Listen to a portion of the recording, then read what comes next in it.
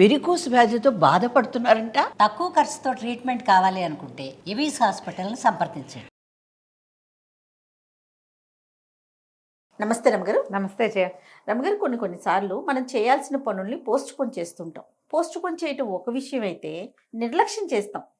Postpone చేస్తే 10 రోజుల తర్వాత అన్నా చేస్తామేమో, నిర్లక్ష్యం చేస్తే శాంతం వదిలేస్తాం. ముఖ్యంగా మనం పిల్లల విషయంలో చూస్తూ ఉంటాం కదండి. చదువుకోవాలంటే ఇంకా ఎగ్జామ్స్ ఉన్నాయి, ఇక బుక్స్ టైం ఉంది ప్రతి దానికి. పెద్దవాళ్ళలో కూడా చూస్తాం అనుకోండి, చాలా ఇబ్బంది కదా రమ్మగారు. ఎలా మనం మోటివేట్ చేసుకోవాలి, ఎలా చెయ్యాలి పిల్లల్ని? పిల్లల ఏజ్లో పోస్ట్పోన్మెంట్కి ఒప్పుకోకూడదు. మనం చేస్తే మనకు ఓకే, కానీ పిల్లాడిని ఒప్పుకోకూడదు. పిల్లాడికి మనం పోస్ట్పోన్ చేస్తున్నట్టు దొరకకూడదు. అంటే ఇప్పుడు పిల్లలు ఏమంటారంటే, సాధారణంగా జయ ఏదైనా కొనమని అడుగుతారు, రేపు మాపు అని పోస్ట్పోన్ చేస్తాం మనం. అవును, నీ బర్త్డేకి, నా బర్త్డేకి, మా మ్యారేజ్ డేకి, అన్నయ్య బర్త్డేకి, లేకపోతే అదేదో ఊరెళ్ళాక, అదేమిటో వచ్చాక, ఇదేమిటో అయ్యాక, నానమ్మ వాళ్ళు వచ్చినప్పుడు, ఇలాంటివి చెప్తాం. మనం అన్నీ పోస్ట్పోన్ చేస్తున్నట్టు వాడు పసిగెట్టాడంటే వాడు కూడా పోస్ట్పోన్ చేస్తాడు. మనం పోస్ట్పోన్ చేయదనగానే వాడు ఏమంటాడు, నువ్వైతే చేస్తావు కానీ నేను మాత్రం చేయకూడదా? అడుగుతారు. అసలు ఈ రోజుల పిల్లలు అడగడానికే పుట్టారమ్మా. ఇప్పుడు పిల్లలు నిలదీయటానికే పుట్టింది ఇప్పుడు ఈ ఏమంటారు జనరేషన్ అంటున్నారు కదా. ఈ జనరేషనే అలా ఉంది. అందుకని మనం పోస్ట్పోన్ చేస్తున్నట్టుగా వాళ్ళకి దొరకకూడదు. పిల్లల్ని పోస్ట్పోన్ చేయనివ్వద్దు. జయ, పోస్ట్పోన్మెంట్లో ఇవి కూడా పోస్ట్పోన్ చేస్తారు తెలుసా? బాత్రూమ్కి వెళ్ళటానికి ఫుల్గా వచ్చేసేదాకా వెళ్ళరు. గమనించి 2-3 ఏళ్ల వయసు పిల్లల ఆట పోతుందని, టీవీలో ఏదో అయిపోతుందని, గేమ్ పోతుందని, ఆట పోతుందని పిస్సు బాగా ఫుల్గా వచ్చే వరకు ఆపుకుంటారు, 2 ఆపేసుకుంటారు. అవును. తర్వాత అంటే చెప్తారు వస్తుందని, అంటే కొంతసేపు ఇది చూసేసి వెళ్తామంటారు అంటారు. అవును, అది ఎంత బ్యాడ్ ప్రాక్టీస్ చేయ. అవును, చాలా ప్రమాదం, అనారోగ్యం. ఇది అయిందా? అక్కడి నుంచి ఆకళ్ళు ఆపుకోరు, ఆకలి ఆపరు, నిద్ర ఒకటి ఆపుకుంటారు. ఆట పిచ్చితోటి నిద్రని పోస్ట్పోన్ చేస్తారు. వీటిని ఒప్పుకోవద్దు. టైం ప్రకారం పిస్సు, టైం ప్రకారం మంచినీళ్ళు, టైం ప్రకారం పొద్దునో సాయంత్రమో ఖచ్చితంగా టాయిలెట్కి పార్టీ ట్రైనింగు అలాగే చేయాలి. ఖచ్చితంగా మంచినీళ్ళని వాటిని పోస్ట్పోన్ చేయనివ్వద్దు. తిండి టైం ప్రకారం ఎలాగో మనం పెడుతూనే ఉంటాం, పోస్ట్పోన్ చేస్తారు దాన్ని కూడా. ఇక అక్కడ మొదలుపెట్టి హోంవర్క్కి పోస్ట్పోను, స్నానానికి పోస్ట్పోను, ఇదే పని. వీటిలలో నిర్లక్ష్యం చేసే వ్యవహారాలు ఇందులో ఉండవు. టైమే బక్క గడుపుతూ ఉంటారు. నిర్లక్ష్యాలు ఎప్పుడు మొదలవుతాయి వీళ్ళకి? పరీక్షలు ఎప్పుడో, అప్పుడెప్పుడో టెస్ట్, ఇప్పుడే చదవక్కర్లేదు, టెస్ట్ ముందు చదువుకుంటాను, టెస్ట్ దగ్గరికి వచ్చాక ప్రిపేర్ అవుతాను, నాన్న వచ్చే ముందు ఇల్లు సర్దుతాను, నాన్న వస్తారు ఇల్లు సర్దేయని చెప్తుంటారు చాలా మంది పేరెంట్స్. ఇళ్లలో జరుగుతుంది అట్లా. ఎవరో వస్తారంటే వాళ్ళు వచ్చాక సర్దుతా, వచ్చే ముందు సర్దుతా, ఇంకా టైం ఉంది, ఇంకా టైం ఉంది, ఇంకా టైం ఉందని దీన్ని ఇలా జరుపుతూ ఉంటారు. అవును. లేదా ఎవరైనా వచ్చినప్పుడు చూసుకుందాంలే, ఏదైనా అయినప్పుడు చూసుకుందాం. దీన్ని ప్రోత్సహించకూడదు. ప్లస్ మనం చేయకుండా ఉండాలి. ఒకవేళ మనం చేసినా పిల్లలకి దొరకకుండా ఉండాలి. వాళ్ళకి అర్థమైందా మనం ఇట్లా చేస్తాము అని, ఇక అదే పని. అవును. ఏదైనా వస్తువు కింద పడితే ఆ చేతితోటే దాన్ని తీయించాలి. తర్వాత తీసుకుందాం, వచ్చాక తీసుకుందాం లాంటివి చేయకూడదు. వస్తువుల్ని పాడు చేయనివ్వకూడదు. పుస్తకాలు పేపర్లు చింపటాలు, బొమ్మలు ఏకీలు కాకీలు ఊడదీసేయటాలు. ఓ వస్తువు ఒక బొమ్మ కొనుక్కొస్తే నిర్లక్ష్యమే ఆ బొమ్మ పట్ల. కావాలి వాళ్ళకి అది, కానీ పారేస్తారు, పడేస్తారు, ముక్కా చక్కా చేసేస్తారు, విజ్జోడు చేసేస్తారు. అవి 2 ఇట్లా ఉండాలనుకో, ఒకటి ఇక్కడ ఉంటుంది, రెండోది ఎక్కడో ఉంటుంది. వీటికి మనం అటెంటివ్గా ఉండి ఎప్పటికప్పుడు పిల్లల్ని చెప్పుకుంటూ ఉండాలి. ఇక మన నిర్లక్ష్యాలు, పెద్దవాళ్ళు ఏం చేస్తాం మనము? సమయపాలనలో నిర్లక్ష్యం, మనుషుల పట్ల నిర్లక్ష్యం, మానవ సంబంధాల పట్ల నిర్లక్ష్యం, సోషల్ అవేర్నెస్ పట్ల నిర్లక్ష్యం. మనం బండ్ల మీద వెళ్తాం, సిగ్నల్ పడుతుంది, క్రాస్ చేసేస్తాం, పర్వాలేదు ఇవి ఒకసారికి. కానీ మీతో పాటు వచ్చే మీ పిల్లలు మీ క్రాసింగ్ థింగ్ అని గుర్తుపెట్టుకుంటారు, రాంగ్ క్రాసింగ్ని. సిగ్నల్ ఉండగానే మీరు సిగ్నల్ జంపింగ్లు అవి చేయొద్దు. చెత్తలు ఎక్కడ పడితే అక్కడ పడేయటం, ఏమవుతుందిలే అని అక్కడ పడే ఏం కాదు అని చెప్పేస్తారు పిల్లలకి. ఈ పనులు చేయబోకండి. ఈ సోషల్ అవేర్నెస్ పట్ల నిర్లక్ష్యం కనుక ఏర్పడిందంటే అదంతా మనమే మోసుకోవాలి రేపొద్దున. అంతేగా. ఈ భూమి మీద బతికే పెద్ద జీవుల్లో మనం ముఖ్యమైన వాళ్ళం కదా, మనం ముఖ్యం కదా. ఇది ఆలోచనలో పెట్టుకోండి. పర్యావరణం పట్ల నిర్లక్ష్యము, పరిస్థితుల పట్ల నిర్లక్ష్యము, మానవ సంబంధాల పట్ల నిర్లక్ష్యము, పెద్దవాళ్ల పట్ల నిర్లక్ష్యము, రోగులు అనారోగ్యంగా ఉండేవాళ్ళు, లేకపోతే ఏమంటారు మన వికలాంగుల పట్ల నిర్లక్ష్యపు ధోరణి, ఇతరుల పట్ల నిర్లక్ష్యపు ధోరణి. వీళ్ళని పట్టించుకునేది ఏంటి, వీళ్ళకి విలువ ఇచ్చేది ఏంటి, వీళ్ళకి టైం ఎందుకు ఇవ్వాలి? అలాంటి నిర్లక్ష్యాలన్నీ కూడా పిల్లలు కళ్ళు పెట్టుకుని చూస్తారు జయ మన మీద.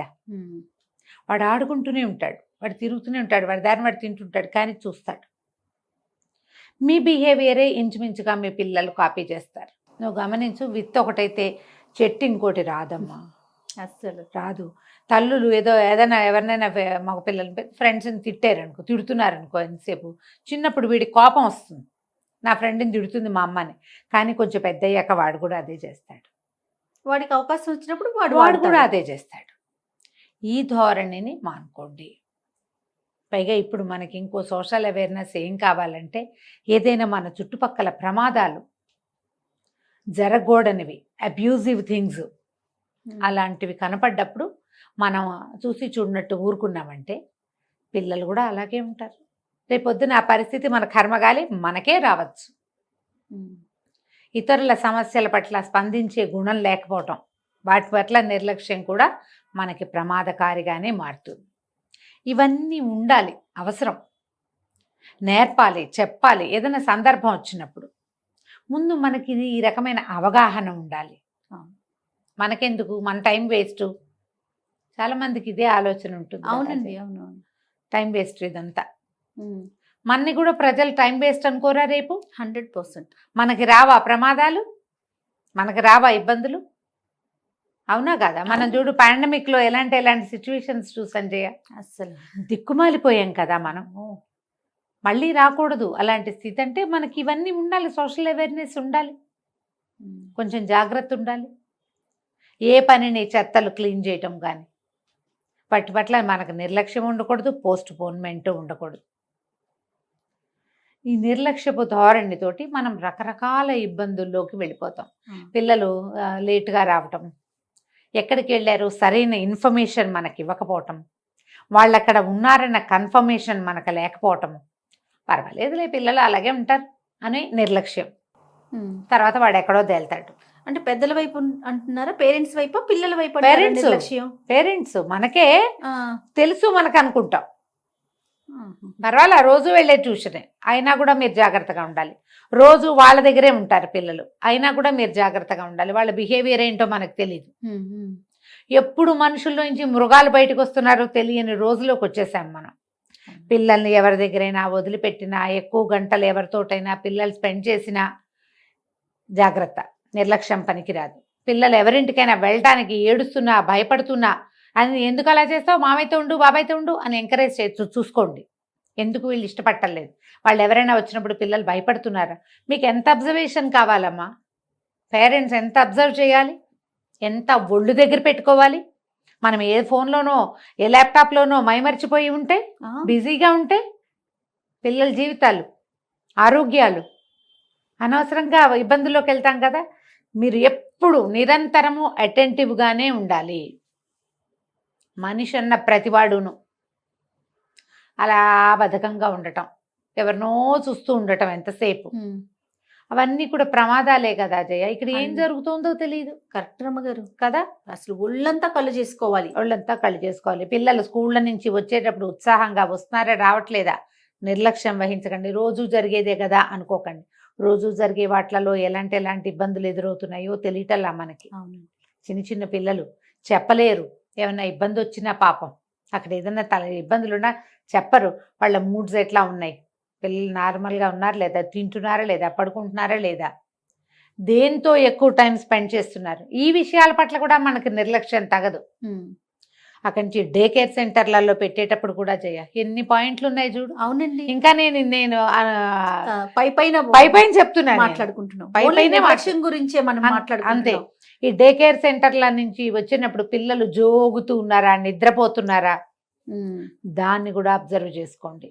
డే కేర్ సెంటర్కి వెళ్ళటానికి ఏడుస్తున్నారా, అవి కూడా అబ్జర్వ్ చేసుకోవాలి. అవి కూడా ఉన్నాయి కదా. ఇప్పుడు తల్లులు ఉద్యోగస్తులు పిల్లల్ని ఎక్కడో చోట డే కేర్లో ఉంచవలసిందే, వేరే దారి లేదు. కాబట్టి ఇలాంటి వాటి మీద నిర్లక్ష్యం వహించకండి. మీకు అవకాశం ఉంటే మానవ సంబంధాలు పునరుద్ధరించుకోండి. ఇంట్లో ఎవరైనా ఒక్క పెద్దవాళ్ళైనా ఉండేటట్టు చూసుకోండి. ఆ పెద్దవాళ్ళ ఆరోగ్యం పట్ల నిర్లక్ష్యం వహించకండి. వాళ్ళతో మీ సంబంధ బాంధవ్యాలని సరిచేసుకోండి. అది చాలా ఇంపార్టెంట్ కదా. ఇలా ఆలోచిస్తే మనం కొంచెం అటెంటివ్గా ఉంటాం. నేను చెప్పినవి చాలా తక్కువ విషయాలు, చాలా పైన ఊరికే మీగట్లాగా మాట్లాడాను అంతే. ప్రతి దాంట్లోనూ భయంకరమైన చేదుంది వీటిలలో. అనుభవంలోకి వస్తే కానీ తెలీదు. పర్వాలేదు అనుకుంటే కొంప మునిగిపోవచ్చు. జాగ్రత్త వహించండి. పిల్లలకి పోస్ట్ పోన్మెంట్ నేర్పించద్దు. నిర్లక్ష్యంగా ఉండటం, కేర్లెస్గా ఉండటాన్ని నేర్పించద్దు, ఒప్పుకోవద్దు. దాన్ని తీసేయండి పక్కకి. ఇది ఉండకూడదు, రేపు అనే మాటే ఉంచద్దు. తర్వాత చూద్దాం, ఇంకోసారి అయినప్పుడు చూద్దాం అనుకోవద్దు. ఎప్పటికప్పుడు రిపేర్ చేసేయాలి. రమ్మగారు, ఇది ఇప్పుడు రేపు అని పోస్ట్ పోన్ చేసుకోవటం, తర్వాత చేద్దాంలే అనటం కాదు, మనం ఇప్పుడే చేసేసుకోవాలి అనుకోవటం, ఇది ఒక ఏజ్ ప్రకారం వస్తుంది అంటారా? లేకపోతే చిన్నప్పటి నుంచే, అంటే చిన్నప్పుడు నాకు అనిపిస్తూ ఉంటుంది, చిన్నప్పుడు నేను కూడా అలా పోస్ట్ పోన్ చేశాను కదా, తర్వాత చేద్దాంలే ఆగుదాంలని. ఇప్పుడు ఒక ఏజ్కి వచ్చాక ఇప్పుడు లేదు, ఇప్పుడే చేసేయాలి, ఈ క్షణమే చేసేయాలనే ఆలోచన ఇప్పుడున్నంతగా ఇదివరకు లేదు కదా అని అనిపిస్తుంది నా పరిస్థితి. అవును, మన ఏజ్ ఫ్యాక్టర్ ప్రకారం పెరుగుతూ ఉంటే మన అవసరాలు, బంధాలకు, ఉద్యోగపు ధర్మాలు, బాధ్యతలు వాటి వల్ల కొంత వస్తుంది జయ మనకి కదండి, కొంత వస్తుంది. కానీ బాగా రాదు. నీకు చిన్నప్పుడు కనుక ప్రాపర్గా అలవాటైతే పెద్దయ్యాక వాళ్ళు పెద్ద వాళ్ళు అవుతారు. పెద్దయ్యాక వాళ్ళు చాలా పెద్దవాళ్ళు, గొప్పవాళ్ళు అవుతారు. మరి టీమ్ లీడర్స్ అవుతారు. ఇప్పుడు నువ్వు టీమ్ లీడర్ గానే ఉన్నావు, ఎవరైనా అంతే. లేని వాళ్ళు నడుస్తారు అందరితో పాటు.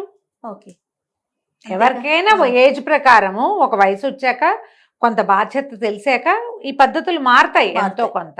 ఇప్పుడు ఈ రేపు వాయిదా వేయటమే కాదు, మరి నిర్లక్ష్యపు ధోరణి అదొకటి ఉందిగా, కేర్లెస్ గా ఉండటం.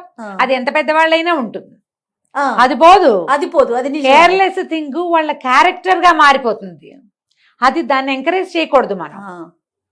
నీకు పోస్ట్ పోన్మెంట్ కొంతవరకు కరెక్ట్, కేర్లెస్ థింగ్ అసలు కరెక్ట్ కాదు.